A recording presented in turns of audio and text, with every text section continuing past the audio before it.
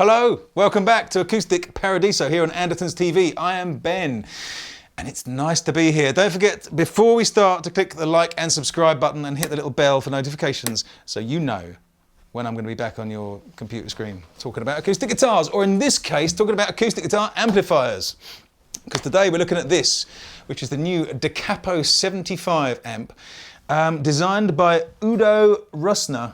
I apologise for the pronunciation of his name. This is a pretty cool acoustic amp. Now, Udo was one of the designers and the kind of brains behind the very popular and kind of ubiquitous AER amplifiers. And this is his new venture. So let's look at what it has to offer, really. 75 watts. It's got analog preamps, and it's got a Class AB power amp that's 75 watts. It's got the kind of the big amp, and it's a Class AB analog amp. The idea being that you've got lots of headroom, and that way for acoustic instruments you can get a nice, loud, clean sound with no distortion or compression that you can get from kind of other amplifiers that use Class D amplification. Class D is not digital amps, by the way, it's just another class of amps, and the way it compresses sound is different to AB, and I mean it's one of those things that is hard to quantify, but I think the general consensus of opinion is that Class AB amps tend to sound better. Wait for the comments to light up about that one. Okay, cool. So in terms of the speaker in here, you've got this dual cone speaker, sometimes called dual concentric. The science behind that is that instead of having a separate tweeter that takes care of the high frequencies and a mid-range speaker that does the kind of low end and mids, here you've got the mid-range speaker, and in the middle is the tweeter. So the idea being that all of your frequencies are coming from a single point source, and so you don't get any kind of trouble with crossover frequencies and all that type of thing that can make your guitar sound weird, basically. I'm not going to go into any more detail than that because it's not really necessary. All you need to know is that it makes it sound nice, which it does. Behind this, speakers behind that very tough grille. Like, in terms of a gigging amplifier, it looks like it's built really well. Great construction, very similar finish to other acoustic amps you may know. When we get to the nuts and bolts of it, it is a 2-channel amplifier. And each amp, as I said, has got an analog preamp. Channel 1 has controls for gain, then bass, middle and treble.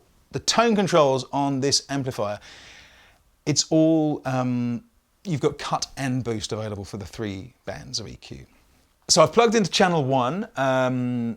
Both of the inputs on here are the combination XLR TRS inputs, so you can plug in with a jack or a mic cable, that's fine. And both channels actually have phantom power, which is turned on by default. You can, if you want to use a microphone that doesn't need phantom power or doesn't want phantom power, like a ribbon or something, you can open up the back and there's little dip switches or jumpers you can move around, which will turn off the phantom power. But by default, the phantom power is always switched on. I'm not using it, obviously, because I'm just plugging in my guitar into input 1 here. Gain is turned up to where it should be. And I'm going to go through the bass, middle and treble controls and the tone button to see what that does. So here we go, this is just straight down the line. Turn the volume up on here.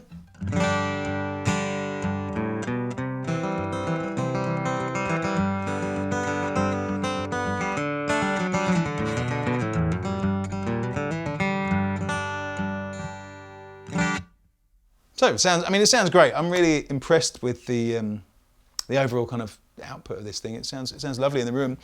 Let's press the tone button. Now, from what I understand, the tone button takes out some of the lower and kind of low mid-range frequencies to emphasize the high end. Wow, doesn't it just?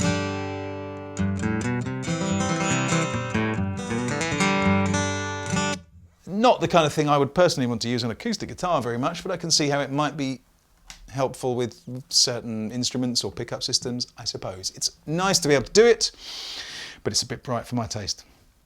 So that's channel 1, and it has, lots of shift. If I just reach over here, I'm going to turn the bass up and down on the EQ here. You can go quite easily from not enough bass to too much bass, and I have a feeling it's going to be the same. So this is middle all the way up. Yeah. And that's top end. So as you'd expect, it's a 3-band EQ that's tuned for kind of guitar and acoustic instrument frequencies. It works very well. You can cut or boost. That's helpful. I'm going to switch to channel 2 now. We'll see what happens there. So, channel 2 also has the XLR TRS combination jack. It's got the line and mic level switch, depending on what you're plugging in. Gain control. The EQ section does have the bass, middle and treble, which works the same way as channel 1.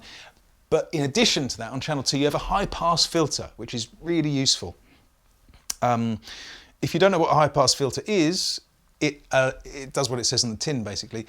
When you turn it, it allows high frequencies through or to pass, and it takes out the low frequencies. So you can either think of it as a high pass filter, or you can think of it as a low cut filter, I suppose, if you want to. But it's marked as high pass. I'm going to show you what it does. It basically gradually kind of takes the low end out further up the spectrum. So here we go. There we go. So there's a big difference there. So that's with the high pass off. And this is with the high pass turned all the way around. So, I mean, it does exactly what it says on the tin. The place I can see that being most useful is when you're using a microphone. I know a lot of people like to use a combination of pickups and kind of external microphones for their acoustic instruments. If I was doing that, I would definitely plug my pickup into channel 1 and I'd plug my microphone into channel 2, and then you can use the high pass to take out the low frequencies that can be problematic. So yeah, very practical, very useful. There's not much more to say about the channel EQs really, other than they do what you'd want a channel EQ on an amplifier to do. Moving to the effects section, working left to right, you've got a pan control here, which I think basically just routes the effects to channel 1 or channel 2, kind of more or less. So in the middle, where there's a detente on all of these controls, by the way, so you know where the middle is. And you can route the effects to the left to channel 1, channel 2. 6 effects available. You've got a short reverb, a long reverb, chorus, a custom delay, a tap delay, and then a delay and reverb together, I think. I can't remember which order they go in. You can control the tap delay, the tap tempo from the delay using an external foot switch, which is an optional extra, provided you have it configured in the correct way. We'll come on to the foot switches and stuff in a minute. For now, I'm just going to go through the effects and so you can hear what they do. So we'll start at number 1, which I believe is short reverb. Oh! So, EQ is flat, here's my reverb.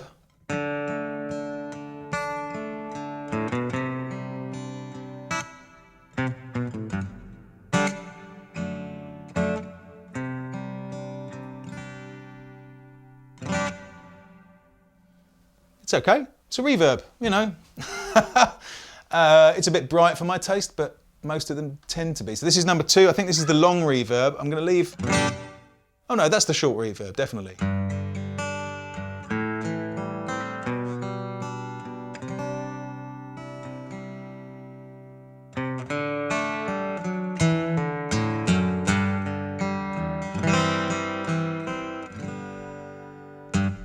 That's pretty cool. I'm going to turn it up a bit, see how much more we can get in there.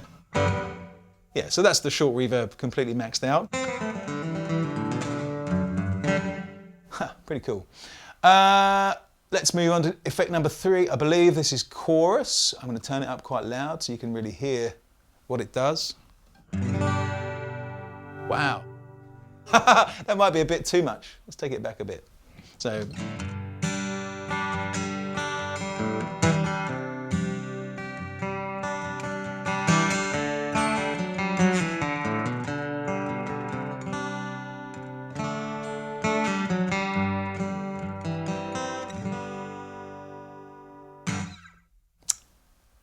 I don't know why anyone would ever want to put chorus on an acoustic guitar, but if you do, it's there. All right, there we go. That's my thoughts on chorus on acoustics. Now we're going on to a delay, I think. Ooh. Might turn that down a bit.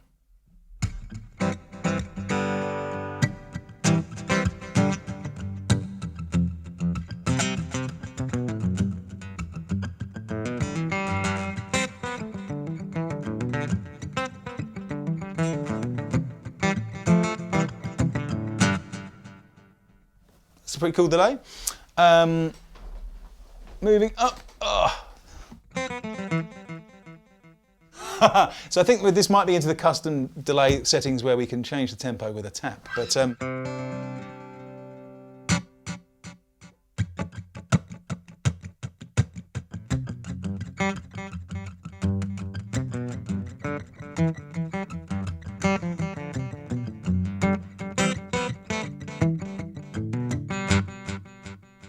yeah, so that's fine. And I think this one, just another one of the delays.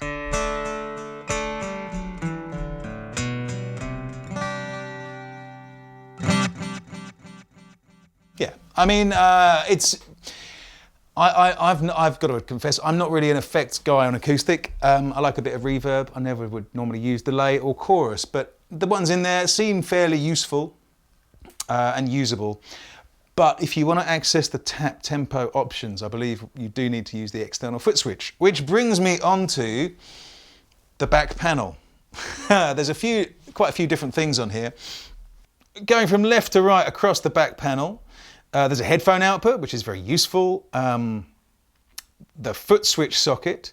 Now, depending on what kind of foot switch you're using and what configuration you're using it in, it does various different things. You can use it for turning the effects on and off, and then you can use the ring of the TRS jack to affect things like tap tempo and stuff. So that's a very useful thing. It's got an effects loop, send and return on 1/4" jacks. It's got 2 line outputs. Now, line 2 is a line signal output, which is high level. So if you're feeding something like a mixing desk, that's the perfect one to use for that. Line 1 output is a line signal level at -10 dB. So that's ideal if you're plugging into something like a sound card where you really don't want to distort and overload the input. It's got an auxiliary input, which is a stereo, mini jack input if you want to play background music or whatever. And then it's got 2 DI outputs, and the DI outputs are for the 2 channels. So they're balanced XLR direct outputs that you can use to feed your mixing desk or whatever else you might want to do with it. So there we go. That is the back panel of the Udo Roesner Da Capo 75. Comes with a gig bag down there, so it's perfectly good for gigging. It's not very heavy. I can pick it up with one hand. It's really well built, and that's about all there is to say in it, really. Apart from it's a nice, solid sounding, well constructed amp. But I think there is one thing that everyone at home is almost certainly shouting at their laptops, and that is, how does it stack up against the other amplifier that looks almost identical? Let's find out, shall we? So there we go. That is the Da Capo 75. It comes with a nice kind of sturdy gig bag, so that's really helpful. Thank you for watching. Don't forget to click like and subscribe, ring the little notification bell. And for the play out, I'm going to do something a bit different. I'm going to play some fingerstyle and some strummy stuff. And we're going to A/B between this and the AER Compact 60. I'm not going to hear them both at once because I'm going to be playing them separately. So it's up to you to decide what sounds better. Leave a comment below and let us know. And we'll see you next time. All right.